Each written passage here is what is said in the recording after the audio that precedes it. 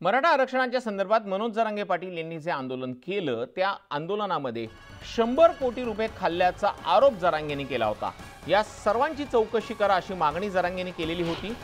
सर्वांची कशाला, जरांगेंचीच पहिली चौकशी करा अशी मागणी त्यांनी केली। तर विधानसभेत 288 पाडायचे की 288 उमेदवार उभे करायचे हे समाजाला विचारून ठरवू असं जरांगे म्हणालेत।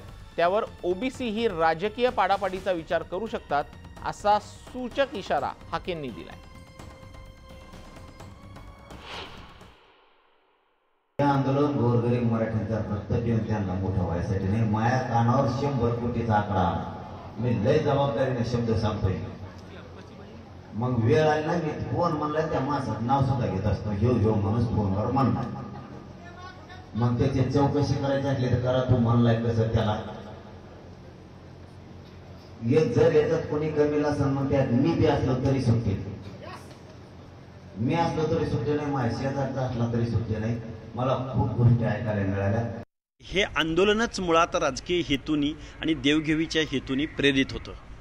जरांगे जर 100 कोटी रुपये कुणी घेतले, कोणी असे जर आरोप करत असतील तर माझं म्हणणं असं आहे की जरांगेंची आणि जरांगेंच्या भोवतालच्या सगळ्या लोकांची चौकशी या शासनानं निपक्ष पद्धतीनं केली पाहिजे। कारण उलटा चोर कोतवाल को काटे या म्हणीप्रमाणे 100 कोटी वगैरे त्यांच्या तोंडी येते कुठून भाषा, त्यांचीच चौकशी एकदा करा।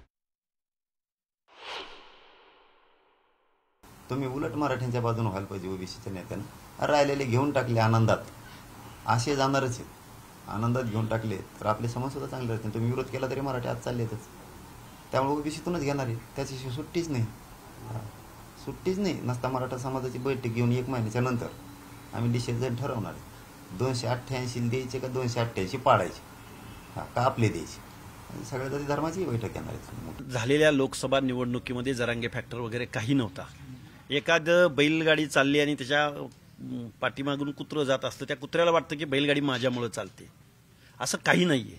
आणि हे हक्क आणि अधिकार जर इथलं शासन जर टिकवण्यात अपयशी ठरलं तर इथला ओबीसी सुद्धा राजकीय निर्णय घेण्यासाठी किंवा आपले प्रतिनिधित्व पाठवून आम्हाला जे आमचं आरक्षण जे टिकवू शकतोय, आम्हाला जो सपोर्ट करतोय त्याचा विचार निश्चित करेल। शिवसेनेचे प्रवक्ते संजय शिरसाट मनोज जरांगेंची भेट घेणार आहेत। मुख्यमंत्री एकनाथ शिंदे यांचा संदेश घेऊन ते जरांगेंना भेटतायत का हे पाहावं लागणार आहे। याआधी शंभूराज देसाई यांनी 1 महिन्यात सगळे सोयरेंच्या मागणीसह जरांगे यांनी सरकारकडे दिलेल्या मागण्यांवरती निर्णय होणार असल्याचा शब्द दिलेला होता। त्यानंतर मनोज जरांगे पाटील यांनी उपोषण स्थगित केलेलं आहे। त्यानंतर आज संजय शिरसाट मनोज जरांगे पाटील यांची भेट घेत आहेत। अधिक माहिती जाणून घेऊयात आमचे प्रतिनिधी सिद्धार्थ गोदाम यांच्याकडनं। सिद्धार्थ, शिरसाट नेमके कशासाठी भेटणार आहेत? कारण की जरांगेंनी उपोषण मागे घेतलेलं आहे, मात्र आज नेमका कोणता संदेश घेऊन शिरसाट त्यांना भेटायला जाणार आहेत? हे बघ तुषार, राज्य सरकारच्या आश्वासनावर हे आंदोलन मनोज जरांगेंनी स्थगित केलंय। शंभूराजेंनी सुद्धा ज्या ठिकाणी सरकारच्या वतीने शब्द दिलेला आहे त्यावर मनोज जरांगे पाटलांचा विश्वास कुठेतरी बसलेला आहे आणि ते त्यांनी स्थगित केलेलं आहे। दुसरी महत्वाची गोष्ट की शंभूराजे यांनी जाहीर केलं होतं की प्रत्येक दिवसाला या जे काही मागण्यांवर काम होईल त्याचा अहवाल जो आहे मनोज जरांगे पाटील यांना त्या मार्गाने पोहोचवला जाणार आहे। आता नेमकं मागच्या 4 ते 5 दिवसामध्ये सरकारने मनोज जरांगे पाटलांच्या मागण्यांवर काय काय काम केलं त्याची माहिती घेऊन मनोज जरांगे पाटलांना आज संजय शिरसाट भेटू शकतात। कारण शंभूराजे यांनी जे शब्द दिलेला आहे की सरकार गंभीर आहे, दुसऱ्या बाजूने देवेंद्र फडणवीस यांनी सुद्धा मनोज जरांगेच्या मागण्यांबद्दल सकारात्मक प्रतिसाद देत सरकार गंभीर आहे म्हटलेलं आहे। शंभूराजेंनी शब्द दिला, सरकारवर कुठेतरी मनोज जरांगेचा विश्वास आता बसलेला आहे या मागण्यांबद्दल आणि 8 दिवसातून 1 किंवा 2दा सरकारने काय काय कामं केली याचा अहवाल मनोज जरांगेपर्यंत पाठवला जाईल असं शंभूराजेंनी सुद्धा सांगितलंय। शंभूराजेंनी ते थेट विनंती केली होती की सरकारच्या समितीमध्ये मनोज जरांगेचा एखादा प्रतिनिधी असावा, मात्र मनोज जरांगेंनी नकार दिलाय। सरकारवर पूर्ण विश्वास आहे, सरकार यावेळेस गंभीर राहील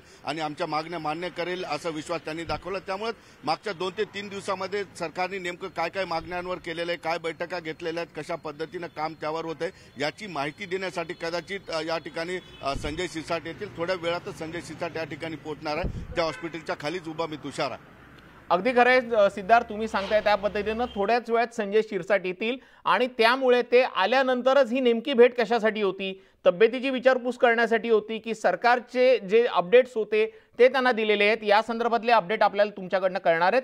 तुम्ही असेच आमच्यासोबत जोडलेले राहा आणि तुमच्याकडनं वेळोवेळी अपडेट घेत राहणार आहोत. तुर्तास धन्यवाद. बारामतीमध्ये